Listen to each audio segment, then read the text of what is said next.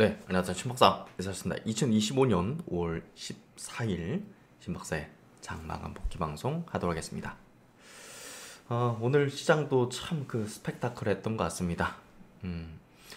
주로 다루고 있는 이제 제약바이오 업종에 상당한 또 암초들이 악재 비슷하게 이제 보여지는 그런 이슈들이 이제 연일 터지고 있습니다.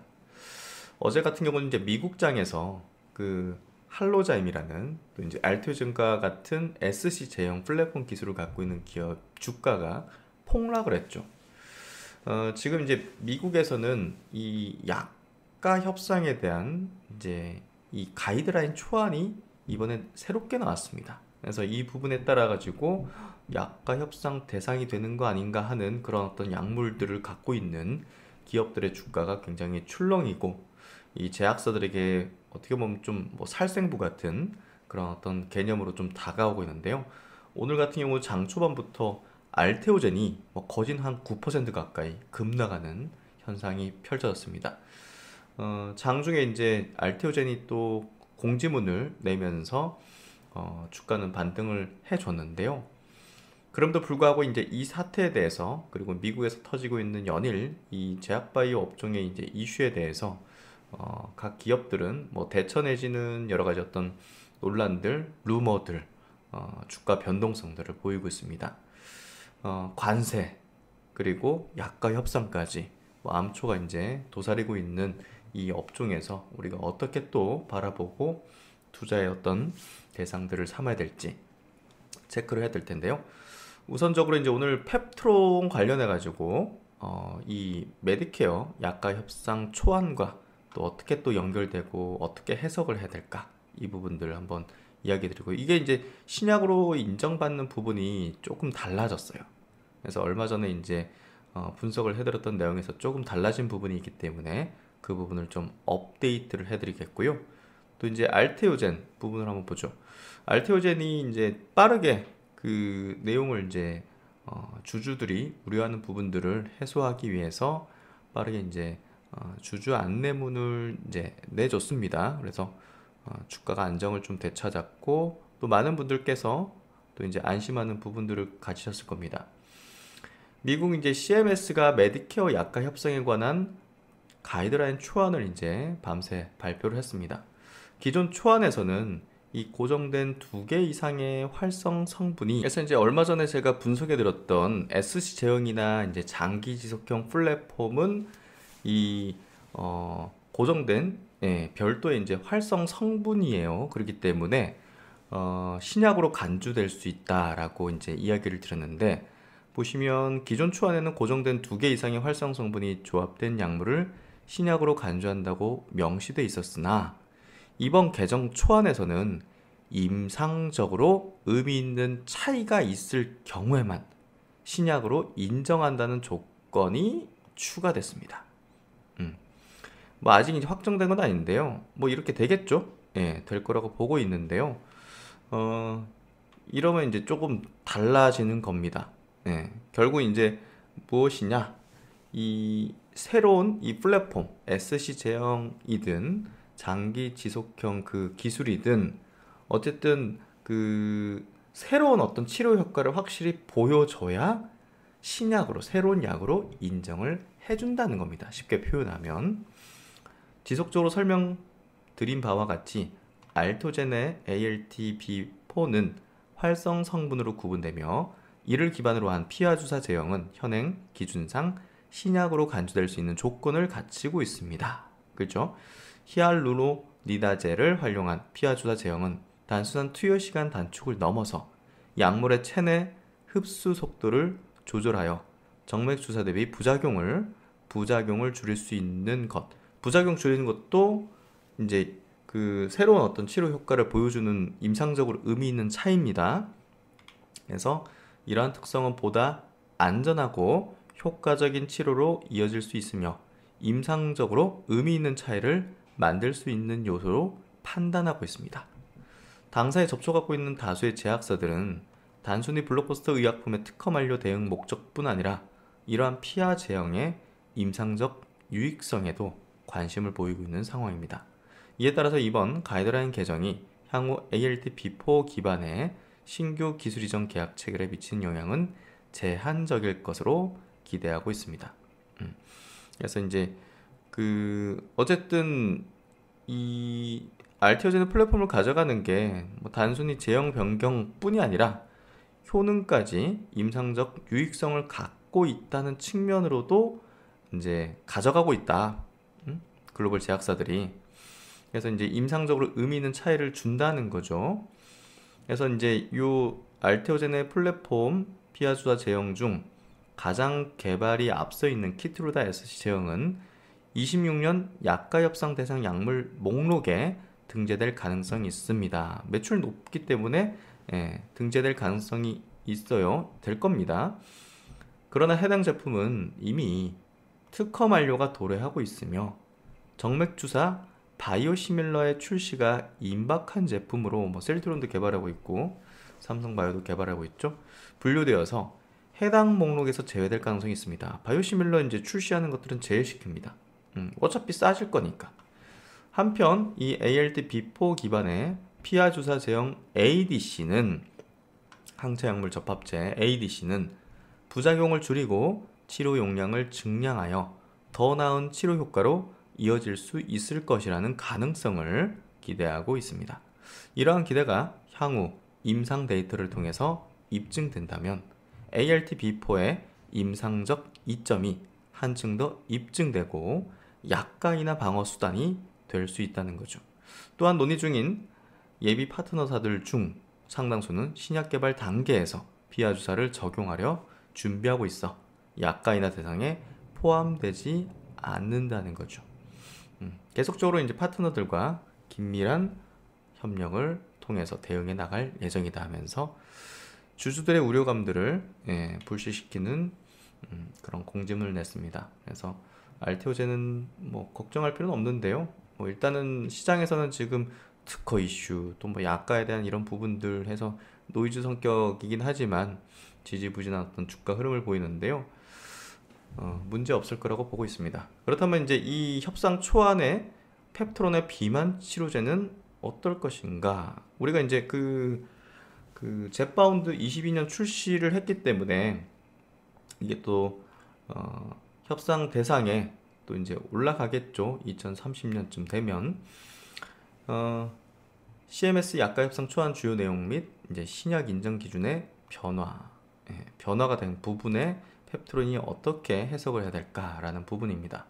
신약 및 제약 변경에 대한 처리에서 동일 활성 물질을 기반으로 한 모든 제형과 용량은 하나의 약물로 간주된다. 즉 기존 약물을 약효 지속형 서방령이나 새로운 제형으로 바꿔 출시해도 별도의 신약으로 인정받아서 협상을 피할 수 없다는 뜻이다.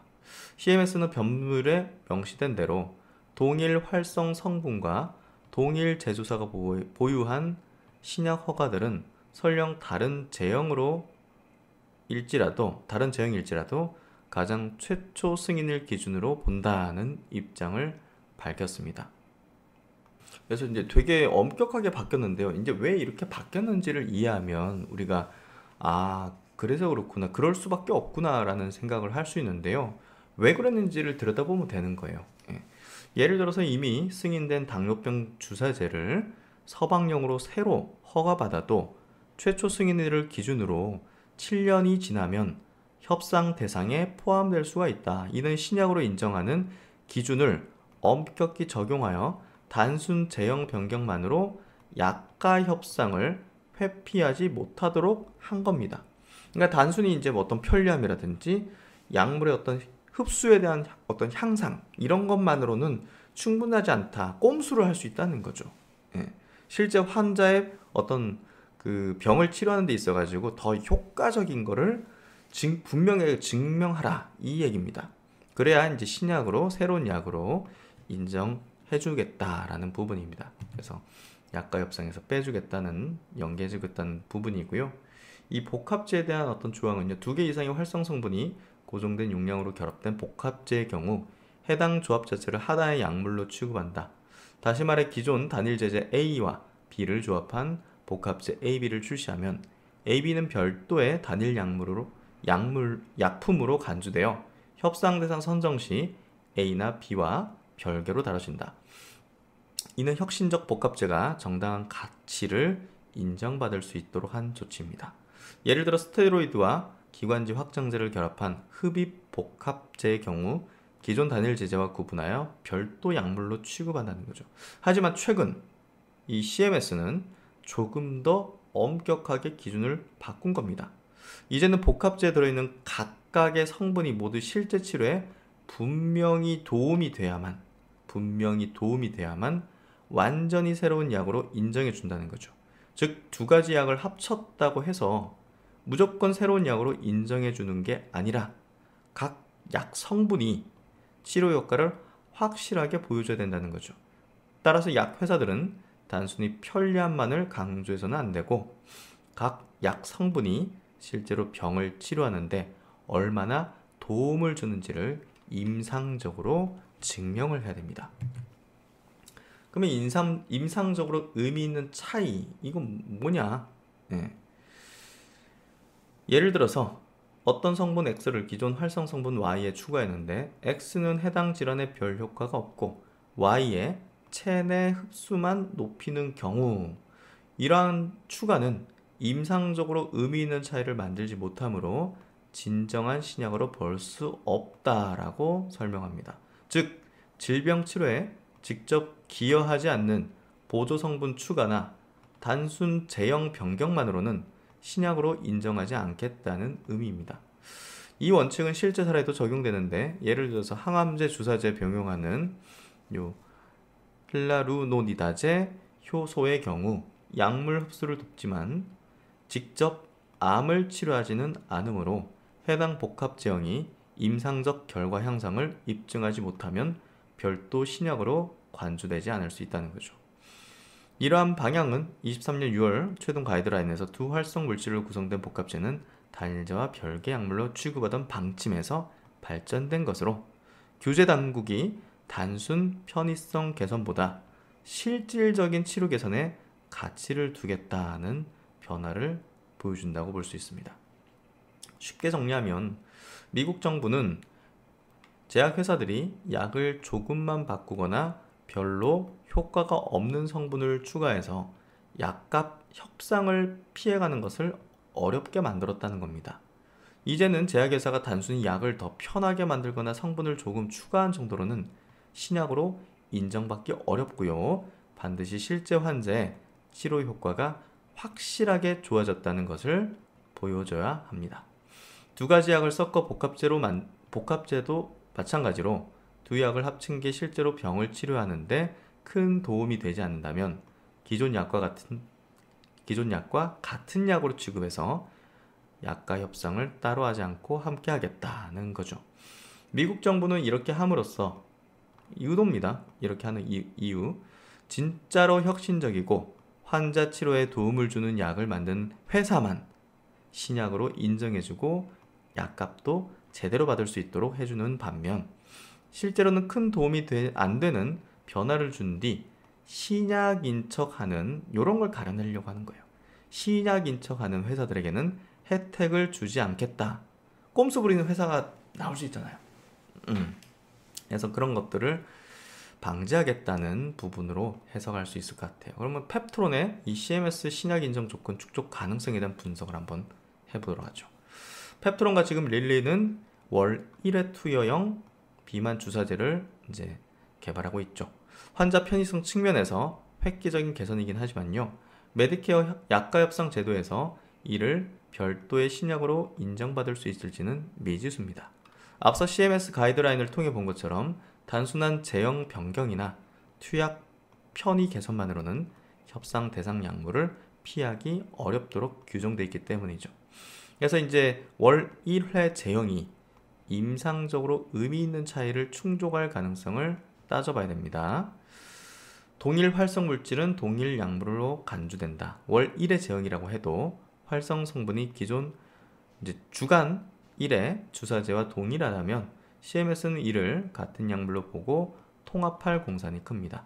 예를 들어서 릴리의 이 티르제파타이드 주사제가 마운자로 이제 주 1회 제형으로 22년 승인되고 이후 27년에 월 1회 서방령이 따로 승인된다고 가정해도 CMS는 동일 제조사의 동일 활성 성분이므로 최초 승인 연도를 기준으로 연한 계산을 해서 7년이 지나면 협상 대상으로 삼을 수 있습니다. 즉 신규 제형의 승인 시점과 관계없이 원조약의 출시 시점에 연동된다는 의미죠. 따라서 별도 신약 지위를 받아 협상 시기를 늦추는 효과는 기대하기가 어렵습니다. 근데 이제 임상적으로 의미 있는 개선을 하게 된다면 신약으로 인정받아서 시간을 벌게 되겠죠. 관건은 월 1회 제형이 기존 주 1회 제형 대비해서 임상적으로 유의미하게 더 나은 결과를 보여주느냐입니다. CMS는 질병 치료에 직접적인 개선 효과가 있는가를 중요 기준으로 삼고 있습니다. 편의성 증대만으로는 부족할 수 있다는 거죠. 그러나 이제 편의성 개선이 간접적으로 임상 결과 개선으로 이어질 수 있다는 이제 근거를 제시한다면 이야기는 달라질 수 있습니다. 예를 들어서 월 1회 주사제로 바꾸었더니 환자들의 치료 지속률이 향상되어 더 높은 체중 감량 효과를 달성했다거나, 저기 이제 주 1회 받는 거 쉽지 않으니까 한 1년 정도 이게 주 1회 받았는데 힘들어서 뭐 못 맞을 수도 있잖아요. 근데 이제 월 1회로 바꾸면 뭐 한 3년 동안 이게 이제 주사제를 맞아. 이제 복약 순도가 높아지면 그만큼의 체중 감량 효과가 높아지는 거죠. 그런 부분에서 그런 것들을 달성했거나 혈당 조절 변동성이 줄어서 합병증 위험이 낮아졌다는 이런 임상지표 개선을 입증한다면 의미 있는 차이로 인정받을 가능성을 높일 수가 있다는 거죠. 그래서 어쨌든 실제 사례로 한 항암제에서도 피하 주사 이제 보조 효소를 추가한 제형이 정맥 주사 대비 환자 생존율을 높이고 부작용을 줄였다는 임상 데이터를 근거로 제시하면서 단순 편의성 이상의 치료 이점이 있음을 주장한 예가 있습니다. 이처럼 월 1회 제형도 궁극적으로 환자 건강 개선에 기여한다는 증거가 뒷받침된다면 협상에서 별도 가치를 인정받는 데 유리할 것입니다. 현재 IRA 약가 협상 제도가 시행 초기 이렇게 뭐 확정된 건 아니잖아요. 가이드 이제 나온 거니까 초안이. 제형 변경을 통한 신약 인정에 대한 판례가 많지 않은데요. 다만 약효 지속형 제형이 활발한 당뇨병 치료 분야를 비춰본다면 과거 당뇨병 치료제 중 하루 2회 복용에서 1회 복용으로 개선된 서방형이나 주 1회 GLP-1 주사제가 처음 나왔을 때 환자 편의 향상으로 처방률이 크게 상승하면서 시장에서 성공했죠. 그러나 메디케어의 가격 정책 측면에서는 이러한 서방령이 혁신 신약으로서 추가 보상을 받지는 못했고요. 오히려 동일 성분의 연장선상으로 간주됐습니다. 약가 협상 예외를 인정받는 경우는 주로 완전히 새로운 기존의 혁신 신약이나 FDA 희귀약 지정 등 특별 지위일 경우다. 비만 주사제 제형 혁신만으로는 법적인 예외 조항에 해당하지는 않을 것으로 보입니다. 따라서 페프론과 일레릴레 월 1회 투여형 비만 주사제가 약가 협상 대상에서 제외되기 위해서는 기존 제형 대비 임상적으로 의미 있는 치료 효과의 개선을 입증해야 할 것입니다. 이걸 입증하게 되면 다른 비만 치료제 기업들이 어떻게 될까요? 펩트론으로 몰려들겠죠. 알테오전처럼 연이은 빅팜들의 계약 소식이 따르겠죠. 결론입니다. 월 1회 투여형의 전환이 자동으로 협상 대상에서 제외되는 신약 인정을 보장하지는 않습니다. 다만 앞으로 이제 해나가야 되겠죠. 임상적으로 의미 있는 개선, 이를테면 부작용 감소나 치료 효과 향상이라는 데이터를 확보한다면 CMS와의 약가 협상에서 가격 프리미엄을 주장할 근거가 생길 수 있습니다. 이미 이제 그 펩트론은 이제 이 식약처 승인을 좀 앞두고 있죠. 루프1. 그래서 상용화를 이뤘던 경험을 갖고 있고요. 그를 통해서 좋은 어떤 효능들을 보여줬기 때문에 플랫폼 1개월 제형으로 이럴 가능성이, 신약 인정 가능성이 상당히 높다고 보여집니다. 결국 핵심은 임상 데이터고요. 이제 비만 치료제에서 보여줘야겠죠. 그 임상 데이터를 우리가 이제 전립선암 치료제에서 보여줬던 것들을 펩토론과 릴리가 향후 진행할 임상시험에서 월 1회 제형의 우월성을 객관적으로 입증하는 것이 중요합니다. 어쨌든 투자자 입장에서는 이제 이 부분이 리스크 요인이 될 수도 있죠. 만약 증명되지 못한다면 월 1회 제형의 편의성에도 불구하고 기존 약과 동일한 가격적 압박을 받을 수 있고, 입증된다면 시장에서 프리미엄 가격으로 채택되며 경쟁 제품과 차별화될 가능성이 매우 높아지겠죠. 따라서 펩토론과 릴리가 만들 월 1회 비만 치료제가 메디케어 약가 협상에서 완전히 제외되는 시나리오는 크지 않아 보이고요. 동일한 활성 성분이 난 CMS는 결국 시차를 두고 협상을 요구할 가능성이 높습니다. 어쨌든 출시 초반이기 때문에요. 협상 대상이 되지 않고요. 어쨌든 이제 상당 기간 동안 자유 가격으로 수익 극대화가 가능하죠. 또한 해당 기간 내에 시장에 경쟁 제품이 등장할 가능성도 지극히 지금 낮은 상황입니다. 그래서 결국은 펩토론과 릴리 측에 가격 결정권이 있고, 상당한 기간 동안은 높은 매출을 자유롭게 가격을 가지고서 끌어올리고 매출을 올리겠죠. 지금 비만 시장은 2030년까지 1000억 달러대 이상으로 100조, 200조, 많게는 300조까지도 예상하는 쪽이 있는데요. 어쨌든 월 1회 제형이 출시되면 프리미엄 제품으로 높은 점유율을 차지할 거라고 확실시되고 있습니다. 그리고 펩토론이 언급한 바이알당 1000달러라는 가격도 초기에는 충분히 실현 가능할 것으로 예상이 됩니다. 펩토론 기술은요, 부작용을 최소화시켜주는 효과를 지니고 있기 때문에 신약으로 인정할 가능성이 있어 보입니다. 이걸 임상으로 이제 증명이 되는 게 필요하겠지만요. 비만 치료제 임상에서 펩토론의 이제 스마트 대폭 기술은요, 기존의 비만 치료제와 비교해서 부작용을 효과적으로 줄일 수 있는 장점을 일단 갖고 있습니다. 기존의 이제 비만 치료제인 젯바운드와 마운자로 같은 주사제들은 부작용을 최소화하려고 어떻게 합니까? 매우 다양한 용량을 적은 용량부터 이제 제품을 투여를 하게 하죠. 부작용을 줄이려고 구토 설사 같은 게 이제 심하기 때문에 처음부터 고용량하면. 그래서 이제 이렇게 용량을 다양화하는 이유는 결국 이제 부작용 때문이에요. 부작용, 소화기 부작용이 이제 많은데요. 즉 환자들이 처음부터 많은 양의 약을 맞게 되면 몸이 적응하지 못해서 부작용이 나타나기 쉽기 때문에 적은 양에서 시작해서 천천히 양을 늘려나가는 방식을 쓰죠. 그래서 기존 주사제는 여러 가지 용량 제품을 준비할 수밖에 없었고, 이 재고 관리가 어려워서 공급의 어떤 문제들로 제대로 공급이 잘 안 됐죠. 하지만 펩토론의 이 스마트 대포 기술로 만든 1개월 지속형 주사제는 투약 후 약물이 몸속에서 천천히 자연스럽게 방출되기 때문에 처음부터 높은 농도의 약물이 급격하게 체내에 들어가지가 않습니다. 즉 몸이 약물에 천천히 적응하도록 설계가 돼 있다는 거죠. 이렇게 이제 비만 치료제에서 펩토론의 기술은 부작용을 최소화할 수 있는 효과를 지니고 있습니다. 이제 증명하는 것만 남아있다고 볼 수 있는데요. 비만 치료 시행은 이미 체중 감량 효과 면에서 한계치에 가까운 25%의 감소율까지 발전했습니다. 지금 일라일리의 3중 작용제가 이 정도 수준을 보여주고 있죠. 이제 시장의 주요 관심은요, 부작용 감소와 투약 편의성에 대한 향상으로 옮겨가고 있습니다. 이 두 가지를 모두 충족시켜주는 게 바로 월 1회 제형이라는 거죠.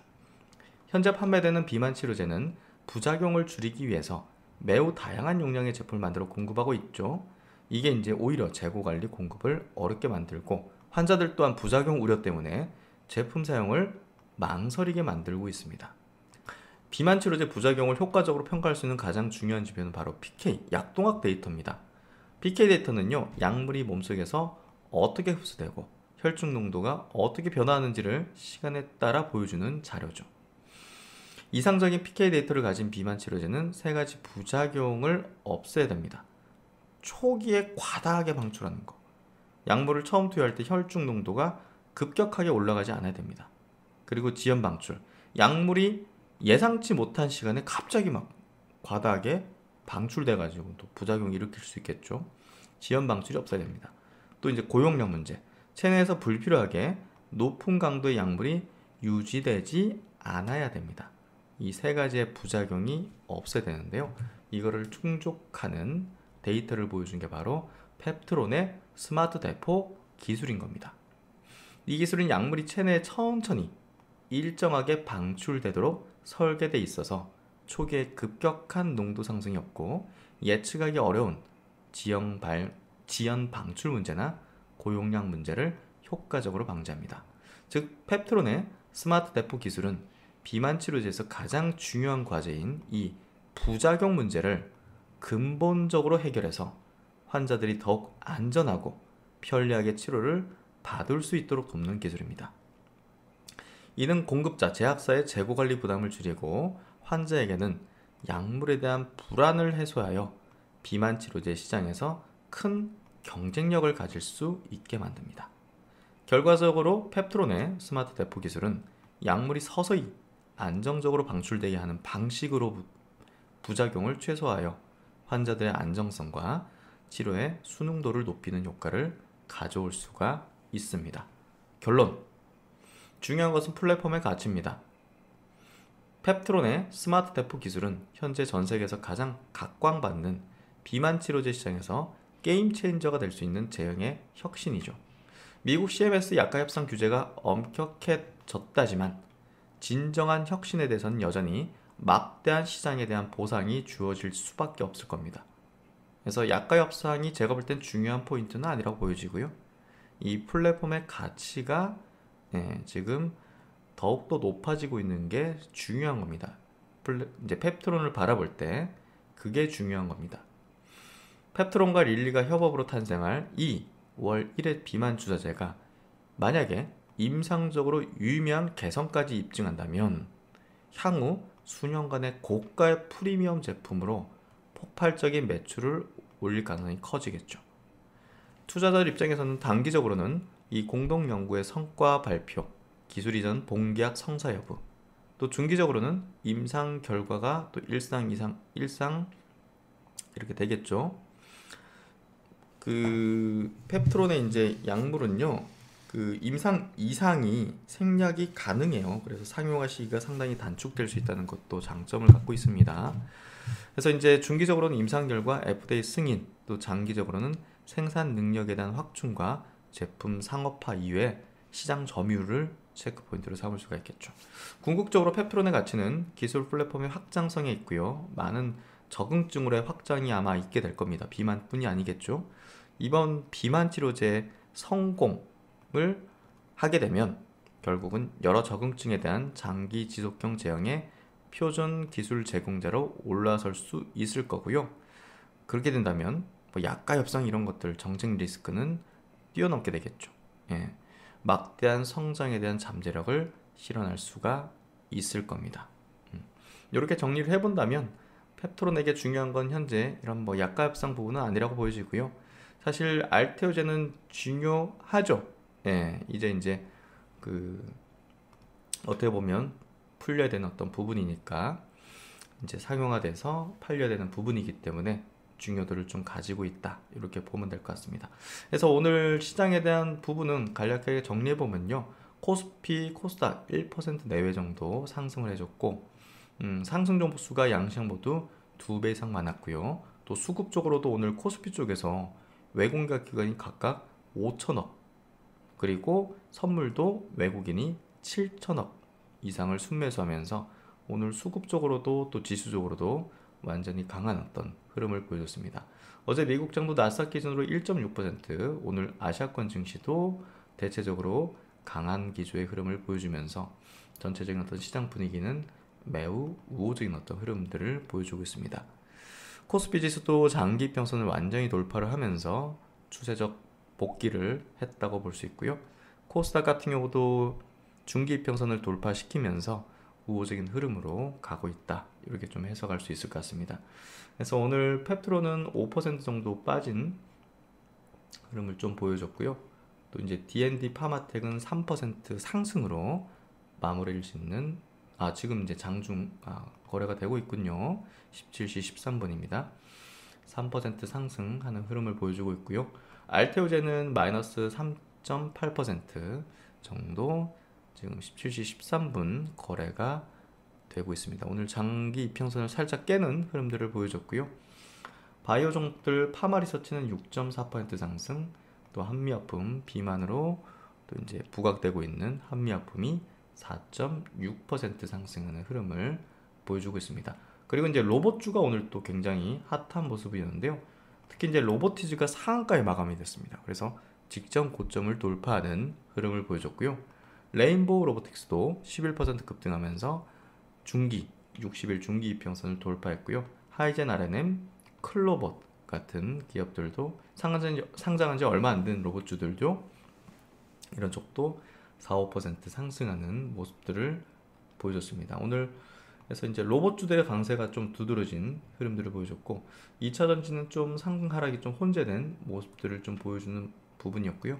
포스코 퓨처엠이 이제 유상증자를 발표하면서 업종의 좀 센티에 부정적인 어떤 흐름을 좀 보였다라고 볼 수 있을 것 같습니다. 어쨌든 시장 분위기 자체는 바이오 업종, 뭐 로봇 섹터, 뷰티 섹터 이런 쪽으로 강세 흐름을 지속하고 있고요. 하이브 같은 경우도 3% 상승으로 우호적 흐름들을 지속해주고 있습니다. 마지막으로 이제 어제도 공지드린 부분이 있는데요. 25년도 하반기 상당히 제가 좀 주식시장에서 그 신경을 쓰고 있는 부분이 있습니다.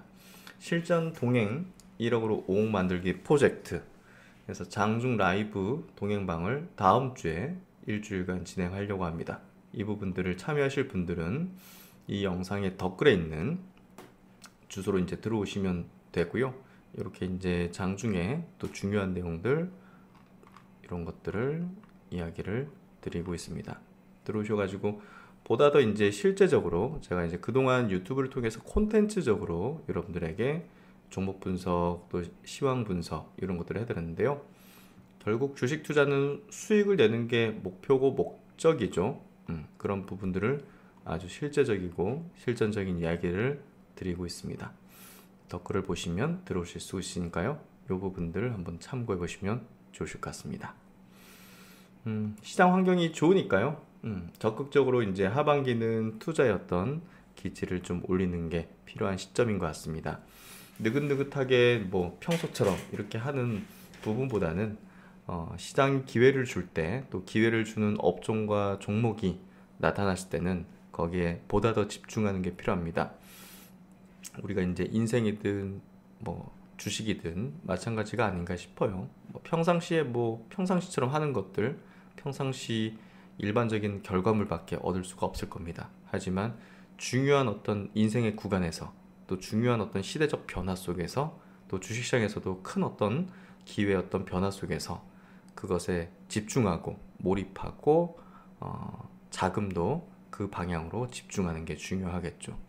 저는 주식 투자를 그런 방향으로 해왔고 또 지금이 그런 시점이라고 보고 있습니다.